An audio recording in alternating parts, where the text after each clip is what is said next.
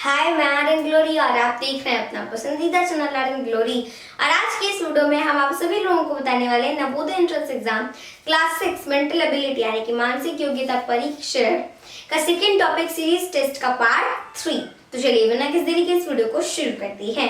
यहाँ पर हमने इस पार्ट में भी कुछ कठिन क्वेश्चन ही लिए हुए हैं, क्योंकि इजी क्वेश्चंस तो आप खुद कर सकते हैं अगर आपके कॉन्सेप्ट्स क्लियर हैं तो यहाँ पर सबसे पहले फर्स्ट क्वेश्चन में क्या है कि 4 अल्फाबेट्स गिवन है SLPT। नेक्स्ट में क्या है LTSP, ये 4 अल्फाबेट्स गिवन है। अब इनका कनेक्शन चेक करते हैं कि आखिर यहाँ पे हो क्या रहा है। तो देखिए, मान लीजिए अगर हम इसको क्लॉकवाइज टर्न करते हैं, क्योंकि ये 90 डिग्री टर्न हो रहा है तो हमें पता है। तो अगर हम इसको क्लॉकवाइज 90 डिग्री टर्न करते हैं तो S यहाँ आएगा, L यहाँ आएगा एंड बिल्कुल इस तरह से P यहाँ आएगा और T यहाँ आएगा। लेकिन ऐसा तो यहाँ पर नहीं है, यहाँ पर तो LTSP है। तो इसका मतलब ये हुआ कि ये एंटी क्लॉकवाइज टर्न हो रहा है। अगर आप एंटी क्लॉकवाइज को टर्न करते हैं तभी आपको यहाँ पर ये मिलेगा। इस तरह से ये फिगर आपको मिलेगा, ये 4 अल्फाबेट्स इस फॉर्म में मिलेंगे। एंड नेक्स्ट, अगर आप इसको भी एंटी क्लॉकवाइज 90 डिग्री टर्न करते हैं तो कुछ इस तरह से आपको लेटर मिलेंगे। अब अगर आप इसको भी एंटी क्लॉकवाइज टर्न करते हैं तो अगर देखिए ये ऐसे टर्न हो जाएगा तो T नीचे आ जाएगा, P ऊपर आ जाएगा, ऐसे हो जाएगा एंड L यहाँ हो जाएगा, S यहाँ हो जाएगा, राइट। अब देखिए ऐसा कहाँ पर है, ऐसा किस आकृति में, ऐसा है हमारी B में। एंड ACD ये सभी तो रॉन्ग है, सही क्या होगा B। तो हमारा आंसर हो जाएगा B। अब देखिए यहाँ पर सेकंड में क्या है कि प्लस बना हुआ है। क्या बना हुआ है? प्लस। अब यहाँ पर इस तरफ प्लस के इस तरफ थर्ड पार्ट में, क्योंकि ये 4 पार्ट्स हो गए ना, स्क्वायर तो 4 पार्ट में डिवाइड हो गया। फर्स्ट सेकंड थर्ड पार्ट में छोटा सा सर्कल है, छोटा सा सर्कल है, फिर हम 0 भी बोल सकते हैं। तो अगली आकृति में क्या हो रहा है कि ये 0 ऊपर जा रहा है, मीन्स इस तरह से ये वाला 0 ऊपर चला जा रहा है एंड मतलब कि ये क्लॉकवाइज टर्न कर रहा है। देखिए ऊपर जा रहा है, जैसा कि आप समझ सकते हैं कि यहाँ पे ये सर्कल है, ये ऊपर चला गया, 1 में 1 ऐड कर देंगे तो 2 हो जाएगा।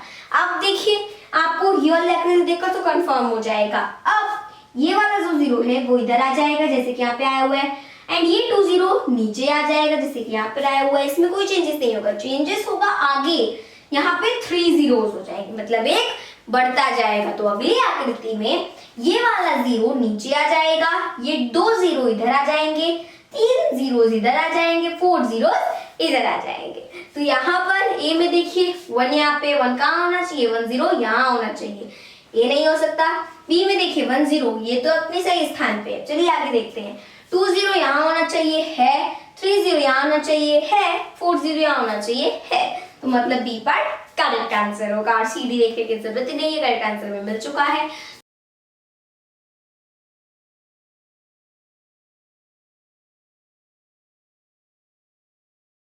तो इस तरह से दोनों हमने बना दिया। अब देखिए थर्ड में ये 3 ट्रायंगल्स हैं। अब यहाँ पर एक ट्रायंगल में इसका ये वाला एंगल लिया गया है। देखिए इस तरफ से ट्रायंगल में 3 एंगल्स फॉर्म होते हैं, तो इधर वाला एंगल लिया गया है ना ट्रायंगल में एंड इधर वाला एंगल लिया गया है और यहाँ पे ट्रायंगल के बिल्कुल बीचों बीच 3 लाइंस भी बनाई गई है। देखिए 1 2 3 इस तरह से 3 लाइंस बनाई हुई हैं एंड सेकेंड आकृति में सेम वही ट्रायंगल है। या तो आप ये कह लीजिए कि ये ट्रायंगल एंटी क्लॉकवाइज टर्न हो रहा है या फिर ये एंगल आगे बढ़ता जा रहा है, एंटी क्लॉकवाइज टर्न हो रहा है।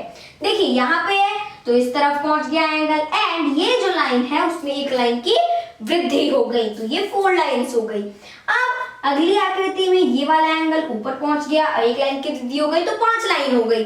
अगली बार क्या होगा कि एंगल इस तरह से टर्न किया है तो अब इस तरह से आएगा, मतलब एंगल यहाँ होगा और एक लाइन की वृद्धि हो जाएगी तो वो 6 लाइन हो जाएगी।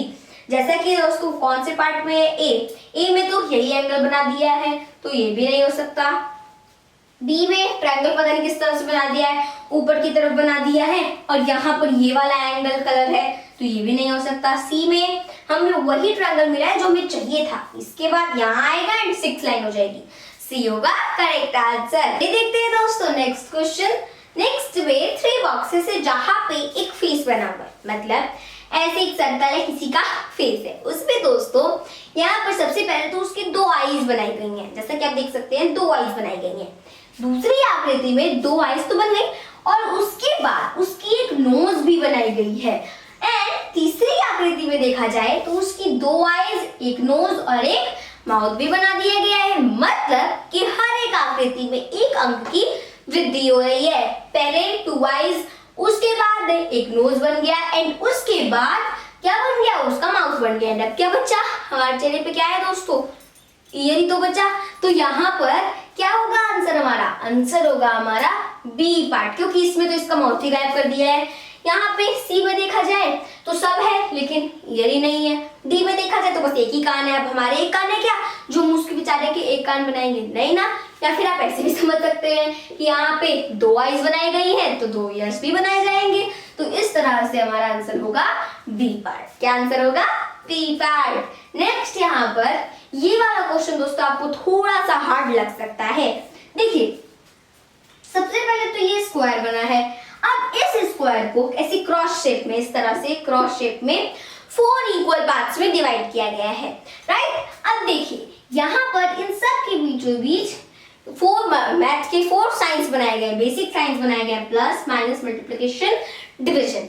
अब यहाँ पर दूसरी आकृति में इसको प्लस की शेप में, मतलब इस तरह से 4 पार्ट्स में डिवाइड किया गया है। And plus minus multiply division, over he same चीज रिपीट गई है यहाँ पे क्रॉस में। तो अब दोस्तों हमें पहले ये पता करना है कि जो हमारी आकृति आएगी उसमें ये क्रॉस शेप होगा या प्लस शेप होगा। तो कैसे पता करेंगे, देखिए अभी क्रॉस शेप में है एंड दूसरी आकृति में प्लस शेप में हो गया, फिर ये क्रॉस शेप में है तो दूसरी आकृति में प्लस शेप में होगा। उसके बाद फिर से अगर रिटर्न करता है तो क्रॉस शेप में तो आएगा नहीं ना।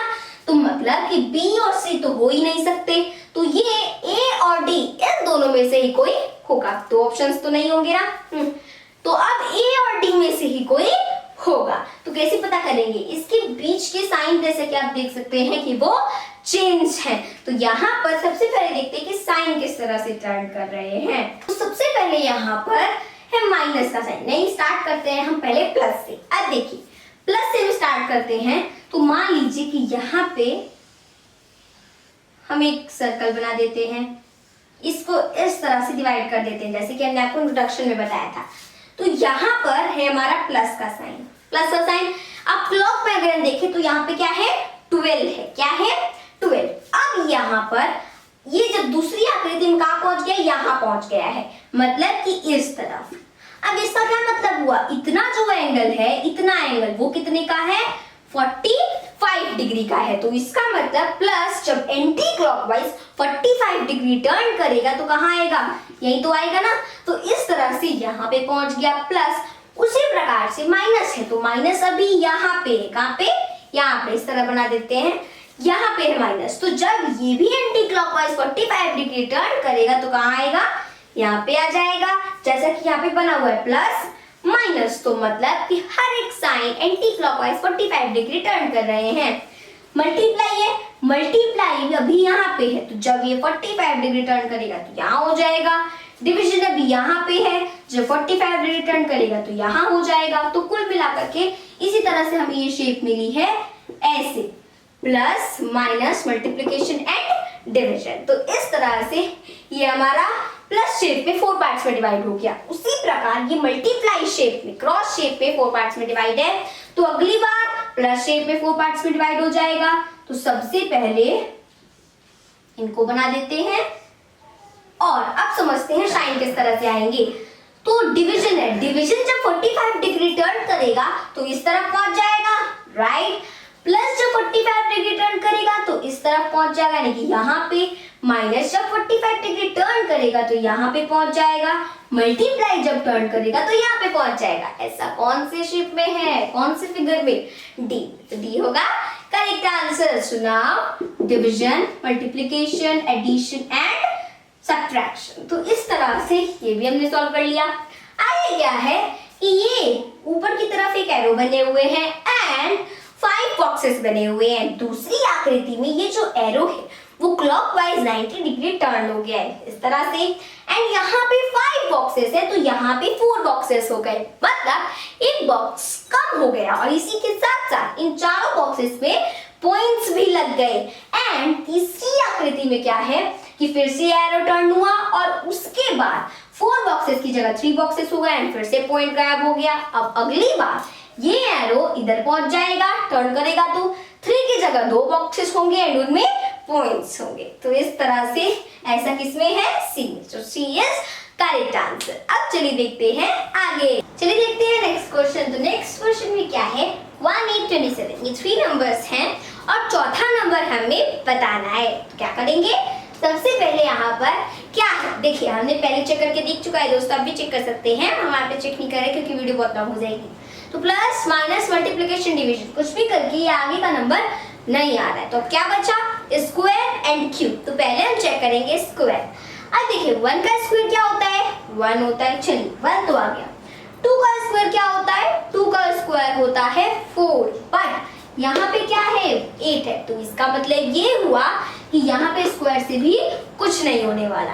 अब बचा क्यूब। अब क्यूब देखिए 1 का क्यूब 1 होता है। अब 8 आगे का नंबर है 8, तो 8 किसका क्यूब है, 2 का क्यूब है, मतलब 1 2 सीरीज से नंबर हो गए।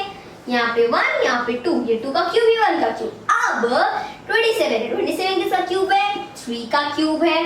तो आगे का नंबर किसका क्यूब होना चाहिए, 4 का क्यूब होना चाहिए, तभी तो एक सीरीज भी होगा, नाम ही है सीरीज टेस्ट। तो देखिए 1 2 3 4, 4 का क्यूब क्या होता है इन चारों नंबर में से 64। तो अब यहाँ पर क्या होगा, अब यहाँ पर नेक्स्ट है हमारे पास इस तरह का कुछ फिगर। अब देखिए जो हमारे पास स्क्वायर है उसको क्रॉस शेप में 4 इक्वल पार्ट्स में डिवाइड किया गया है एंड ऊपर इसके एक ट्रायंगल बना हुआ है। तो ध्यान से देखिए दोस्तों, सबसे पहले यहाँ पर ये किस शेप में, अगली आकृति में इस शेप में है।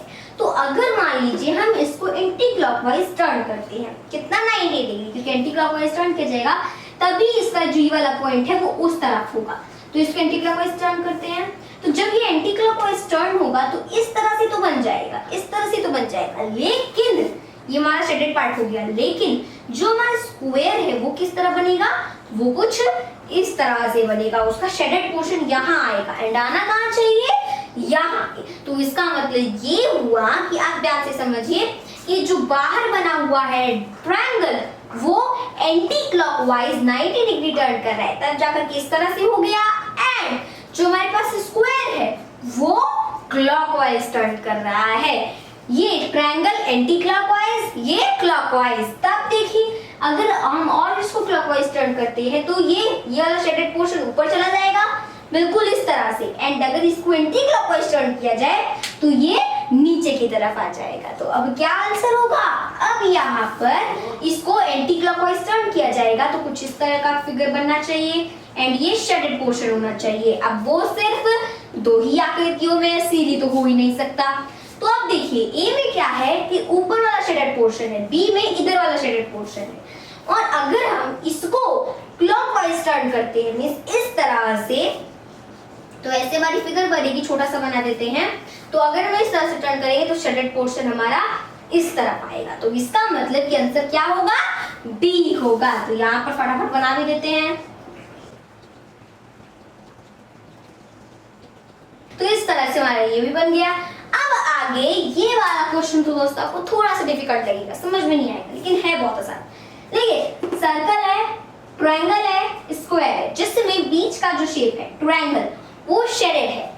अब दूसरी आकृति में जो बीच का है, जो शेडेड पोर्शन था ट्रायंगल, वो दूसरी आकृति में सबसे ऊपर हो गया है एंड जो सबसे नीचे था वो बीच में हो गया है, जो सबसे ऊपर था वो सबसे नीचे हो गया है। अब ये आपका कंसेप्ट क्लियर होगा तीसरी आकृति में। देखिए बीच वाला सबसे ऊपर पहुंच गया और जो सबसे नीचे था वो बीच में पहुंच के शेडेड हो गया एंड जो सबसे ऊपर था वो सबसे नीचे आ गया।